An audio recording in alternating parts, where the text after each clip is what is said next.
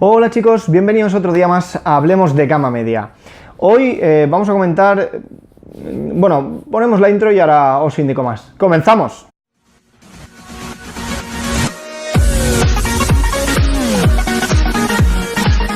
Bueno chicos, pues nada, ahora ya después de la intro os digo, veréis, el tema es de que hoy ya he vuelto al trabajo, ¿no? Y estaba comentando con algunos de los compañeros algunos detalles de todo esto que estaba pasando en las emisiones de los coches, el nuevo ciclo del WLTP.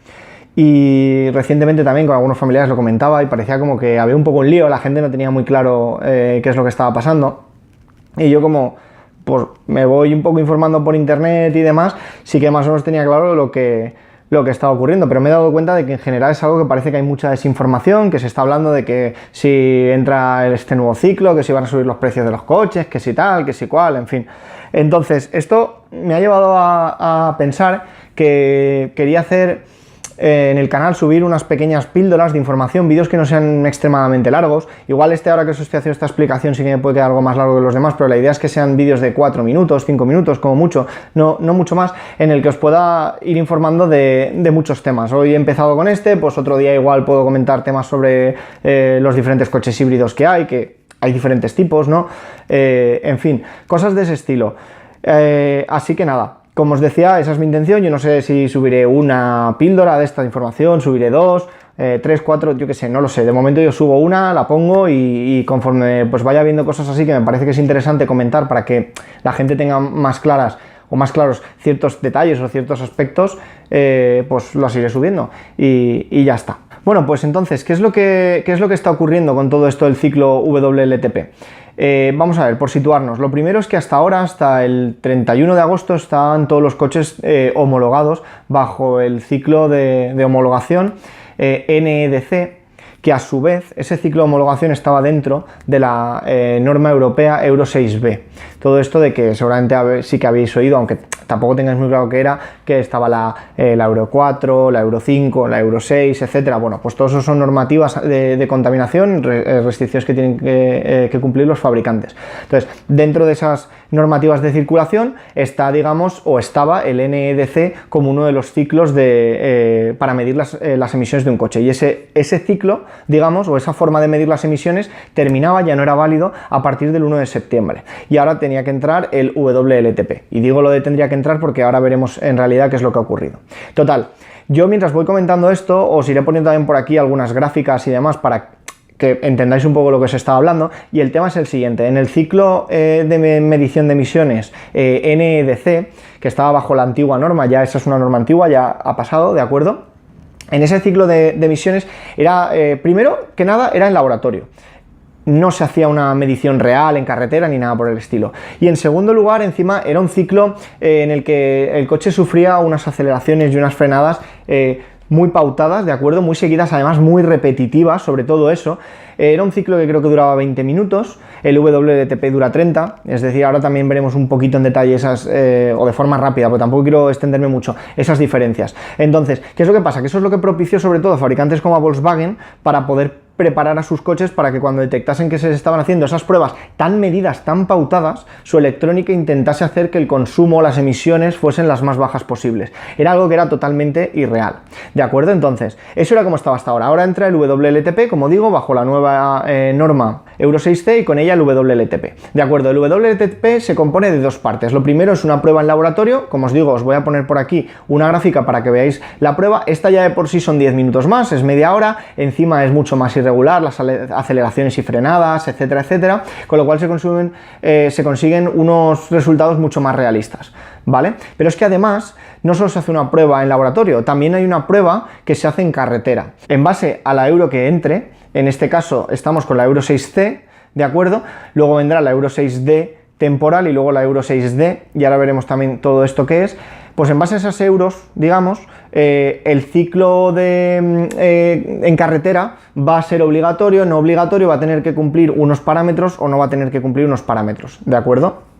Entonces, centrándonos en lo que acaba de ocurrir, entramos 1 de septiembre de 2018, entra WLTP por primera vez, Se hacen las dos mediciones, laboratorio y carretera, pero carretera no es obligatorio que se cumpla, simplemente se están tomando mediciones y ya está, pero no hay ningún tipo de restricción con respecto a ello. Y ahora, con respecto al de laboratorio, pues os he puesto por aquí la gráfica, os la estoy poniendo ahora, y ya sabéis que es una gráfica mucho más completa y más realista, ¿de acuerdo? Si nos quedamos en este punto, ¿vale? Y ahora veremos también por qué, para un segundo, ¿esto qué implica? Es porque al final estas normas europeas son unas que tienen que cumplir los fabricantes, pero luego es cada país el que decide o no decide exigir que realmente se cumplan. En el caso de España, de repente nos hemos llevado la sorpresa de que el gobierno les ha dado a todos los fabricantes una moratoria de 2 años para que cumplan esta normativa, ¿de acuerdo?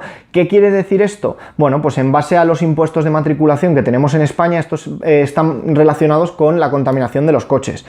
Con el nuevo ciclo WLTP, los coches consumen más, contaminan más y por tanto hay muchos vehículos que cuando antes estaban exentos del impuesto de matriculación porque contaminaban menos de una barrera, pues ahora saltaban esa barrera, tenían que pagar impuesto de matriculación y ahí pasaban dos cosas. Una, o la marca asumía el coste de esa matriculación para vender más, por así decirlo, ¿no? Entonces bajaban sus beneficios o se lo cargaban al consumidor.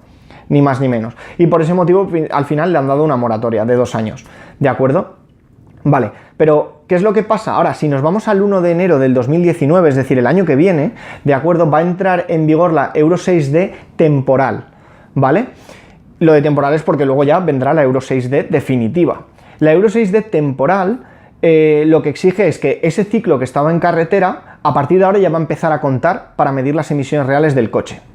Y va a empezar a contar, digamos, con un factor de conformidad que se llama, o un factor de corrección de 2.1. ¿Esto qué quiere decir?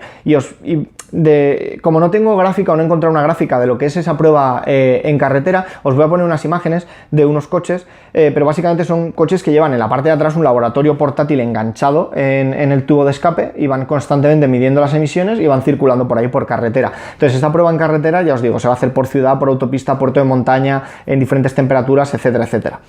Porque luego en laboratorio también hay que decir que es que las pruebas están ultramedidas, en unas salas cerradas con una humedad determinada, una temperatura determinada, etcétera, etcétera, etcétera, ¿vale? Bueno, pues en carretera, ¿qué pasa? Esa máquina acoplada al coche, lógicamente, hace que pese más. Al pesar más, los resultados que arroja no se pueden dar, digamos, 100% válidos. Entonces, ¿qué es lo que hace este factor de conformidad? Pues dice, vale, si tú estás dando unos resultados en laboratorio X y aquí estás dando unos resultados Y, tú esa Y no te puedes ir más de un tanto por ciento con respecto a lo que has dado en laboratorio.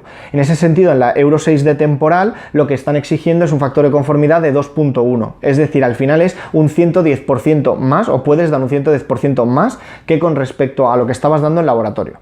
Estaba editando el vídeo y me he dado cuenta justo en este punto de que me faltaba por comentar un detalle importante, y es que debido a todo esto de los coeficientes de corrección, lo que están haciendo muchos fabricantes ahora, curiosamente, es hacer que sus coches den incluso consumos más elevados de los que tal vez podrían dar en el ciclo WLTP, porque de ese modo cuando luego les entren a exigir todo el tema de estos coeficientes de corrección en circulación real, lo van a tener más fácil para cumplir esas restricciones cuanto más contaminación estén dando en el laboratorio. Ahora llegamos a 1 de enero del 2021. En ese momento ya entra en vigor la Euro 6D definitiva. ¿Qué cambia con la Euro 6D definitiva? Pues simplemente que ese factor de conformidad del 2.1 pasa al 1.5. Es decir, solo puedes dar un 50% más en circulación que de lo que estés dando en laboratorio. Ya está, no cambia nada más. Ahora, estos son los ciclos que hay, estas son las consecuencias, digamos, que ha tenido al menos en España. ¿Qué van a pasar dentro de un año, por ejemplo, cuando tenga que entrar en vigor la Euro 6D temporal? Pues lógicamente, si ya directamente la Euro 6C el gobierno la ha prorrogado 2 años, pues lógicamente la otra también la prorrogará 2 años. Digo yo, sinceramente, no lo puedo asegurar, pero sería lo lógico, ¿no? ¿Y qué pasará con la otra? Pues lo mismo, que lo irán retrasando, porque no hay otra solución, no van ahora a recular, digo yo, pero bueno. Dicho todo esto, quizás también un detalle que me falta es que en todos estos ciclos del WLTP, que ya os digo, o sea, imaginaos, digamos, yo os he hablado de una cronología, ¿no? Hay una serie de normas, pero la cuestión es que durante los próximos años todas esas normas van a exigir que se homologue con el WLTP, y el WLTP se compone de 2 fases, laboratorio y prueba real. Durante un tiempo la real no contará, luego contará, pero un poco, y luego contará y contará más, ¿de acuerdo? Y eso es lo que, digamos, son esas normas de Euro las que dicen qué va a contar y qué no de ese ciclo WLTP, pero el ciclo ya hemos entrado en él. Pero como os decía, el único detalle que me falta es que en este WLTP también entra en juego el peso del coche. Ya os lo decía también cuando hablaba de lo de la opinión de la Teca, lo dejé caer un poco por encima. Los coches van a tener que medirse en base a sus extras. No es lo mismo el modelo básico que no lleva ningún extra que el que lleva todos los extras del coche, porque igual entre una radio más grande que pesa más, las barras del techo, la bola de remolque, la rueda de repuesto, etcétera, etcétera, le estás sumando kilos al peso del coche y eso afecta lógicamente a su rendimiento, a lo que da el motor, ¿no? Entonces contaminará más o menos en función del peso que lleve, consumirá más o menos, ¿vale? Entonces, lo voy a dejar aquí, ya no voy a comentar nada más, ya os digo, os habré puesto gráficas, las fotos de los coches y demás. Yo creo que con esto queda todo claro y se me ha quedado, porque estoy viendo aquí, más largo de lo que me hubiera gustado, pero bueno, también es verdad que es algo un poco complejo de explicar. Como os digo, ya iré subiendo si acaso más píldoras de estos temas o de otros. Y nada, si os ha gustado este vídeo, dadle al like, suscribiros al canal y nos vemos por aquí en próximos vídeos. ¡Hasta luego!